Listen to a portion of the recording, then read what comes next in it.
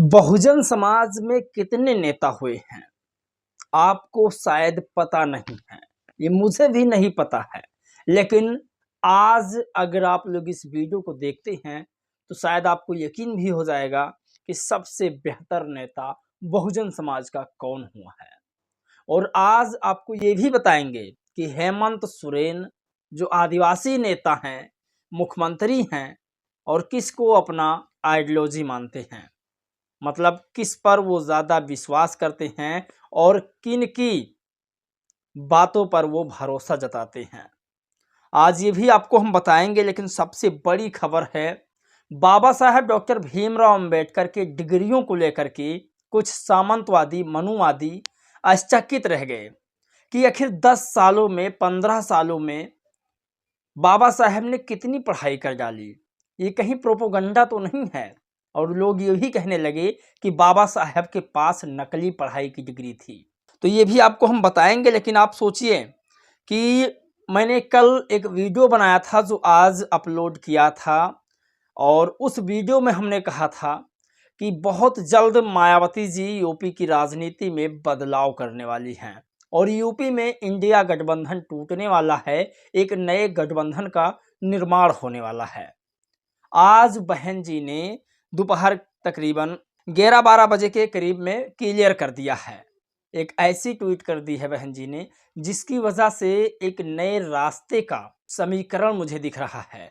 और ऐसा लगता है कि अखिलेश भैया और तमाम जो विपक्षी नेता हैं, बीजेपी और भी तमाम जो नेता हैं, वो इधर उधर हटने वाले हैं बहुत जल्द।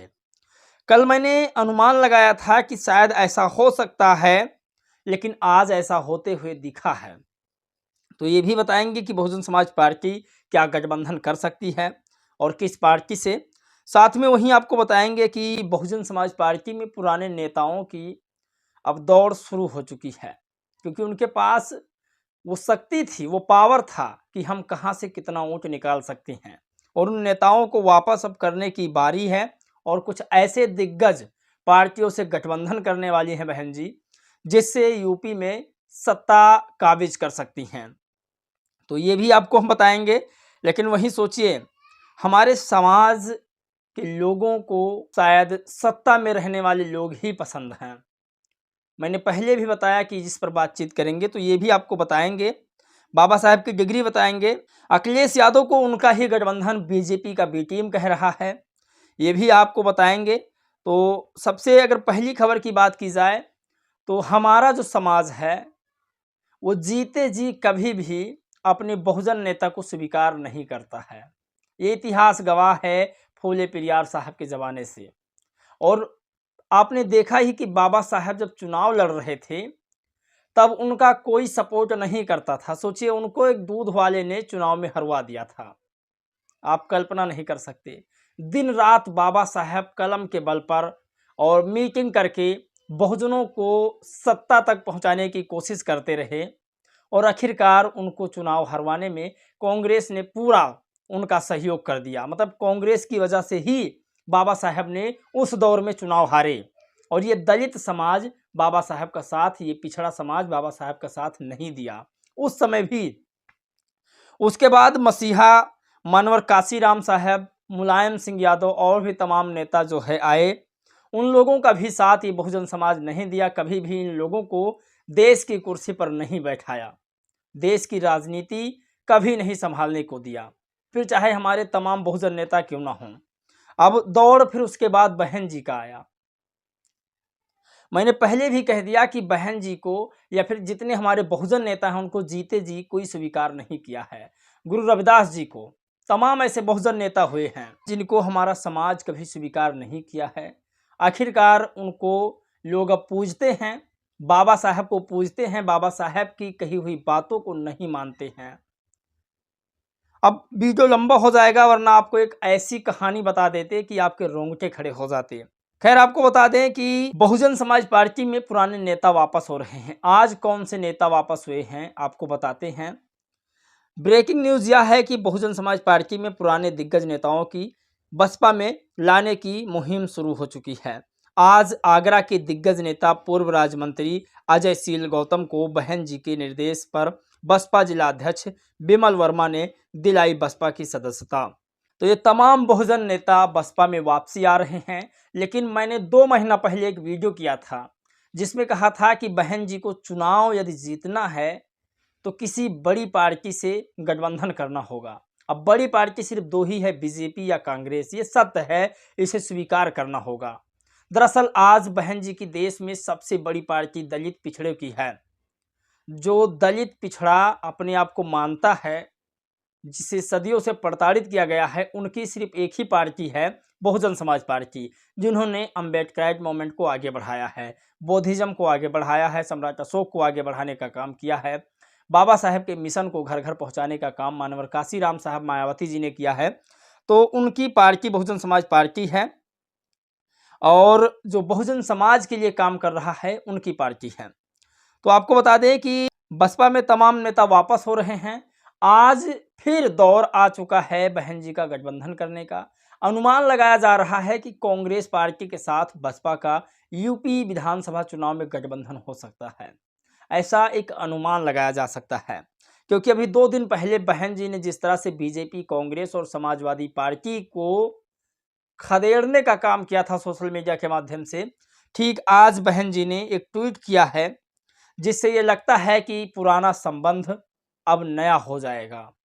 बहन जी ने लिखा कि कांग्रेस पार्टी संसदीय दल की प्रमुख व पूर्व कांग्रेस अध्यक्ष श्रीमती सोनिया गांधी जी को आज उनके जन्मदिन की दिली मुबारकबाद एवं उनके बेहतर स्वास्थ्य के साथ लंबी उम्र की शुभकामनाएं। उनके परिवार के सदस्यों व उनके अनुयायियों को भी आज के दिन हार्दिक बधाई।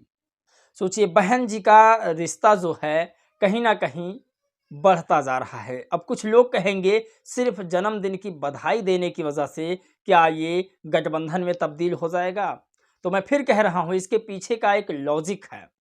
लॉजिक ये है कि जो समाजवादी पार्टी है वो कांग्रेस के ऊपर बहुत बुरा इल्जाम लगा रही है। उसका कहना है कि कांग्रेस पार्टी का अपना जनाधार नहीं है और राहुल गांधी या फिर कोई कांग्रेस पार्टी का नेता इंडिया गठबंधन का हिस्सा नहीं है। चूंकि जो प्रियंका वाड्रा जी हैं वो यूपी में सक्रिय नजर आ रही हैं, इसकी वजह से अखिलेश यादव को डर है कि कहीं हमारे राजनीतिक में कुछ दिक्कतें ना आ जाए, अड़चने ना आ जाए। इसको लेकर के काफ़ी बवाल इंडिया गठबंधन में मचा हुआ है। उधर महाराष्ट्र में भी लोग अखिलेश यादव को बीजेपी का बी टीम कह रहे हैं।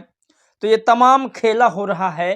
तो आप इससे साफ अनुमान लगा सकते हैं कि बहुजन समाज पार्टी गठबंधन की ओर इशारा कर रही है। हालांकि बहन जी ने इस पर क्लियर कर दिया पहले भी कि हमारी पार्टी किसी के साथ गठबंधन आगे चुनाव में नहीं करेगी।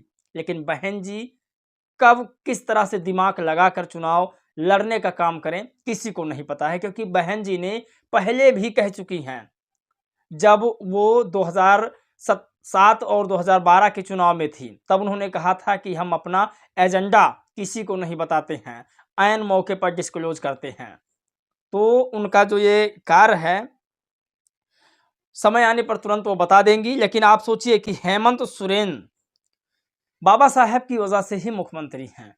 बाबा साहेब ने तमाम लोगों को कुर्सी पर बैठाने का काम किया, लेकिन आज हेमंत सोरेन जैसे हरिजन नेता अपना आइडियोलॉजी गांधी को मानते हैं। ये मैं नहीं, रविंद्र गौतम कह रहे हैं। पूर्व मुख्यमंत्री व बहन मायावती जी अम्बेडकरवादी मिशन को आगे बढ़ा रही हैं। तो बाबा साहेब का दिया हुआ लाभ सभी लोग पाए हैं, लेकिन बाबा साहेब की जो बातें थे वो कोई नहीं अपनाया है। सिर्फ और सिर्फ बहुजन समाज पार्टी की सुप्रीमो मायावती जी ने अपनाया है। इस बात को पूरा देश जानता है। आप इस समय मेरे चैनल को ही देख सकते हैं, आप नेशनल दस्तक को देख सकते हैं। जितने भी बहुजन समाज के चैनल हैं जो बहुजन समाज से जुड़ी हुई खबरें दिखाते हैं, उनका चैनल डाउन हो रहा है। सिर्फ इसलिए कि आजकल के जो दलित पिछड़े आदिवासी समाज के लोग हैं उनको पीछे जो टाइटल है वो सिंह शुक्ला या फिर बड़े बड़े नामों के पीछे भागते हैं, जबकि अगर बहुजन समाज का चैनल है तो वो देखना भी पसंद नहीं करते हैं। ये बाबा साहेब की 3200 डिग्री है। बाबा साहेब ने 3200 डिग्री प्राप्त की है, पढ़ाई करके प्राप्त की है। इसमें कोई फर्जी खबर नहीं है। ये आप देख सकते हैं बाबा साहब की 3200 डिग्री मैंने दिखा दिया है। और अगर आप लोग कहेंगे तो इस पर मैं स्पेशल एक वीडियो भी बना दूंगा। लेकिन आप देखिए कि बाबा साहब की 3200 डिग्री आज उन लोगों के मुंह पर तमाचा है जो लोग कहते थे कि बाबा साहब ने झूठी पढ़ाई किया है। बहुत सारे लोग कह रहे थे बाबा साहब के पास 32 डिग्री नहीं है। अभी उनके लिए एक और जलाने वाली खबर है, बाबा साहब के पास 9 भाषाओं का और ज्ञान था। तो दोस्तों इस वीडियो में बस इतना ही। आप लोग अपनी राय प्रतिक्रिया दीजिएगा। सोशल मीडिया आया है इसीलिए कि आप लोग बिना डरे अपनी बात रख सकते हैं। अपनी बात रखिएगा, आपकी बात उठाई जाएगी, लोगों तक पहुंचाई जाएगी। इस वीडियो में दोस्तों बस इतना ही। जय भीम, नमो बुद्धाय।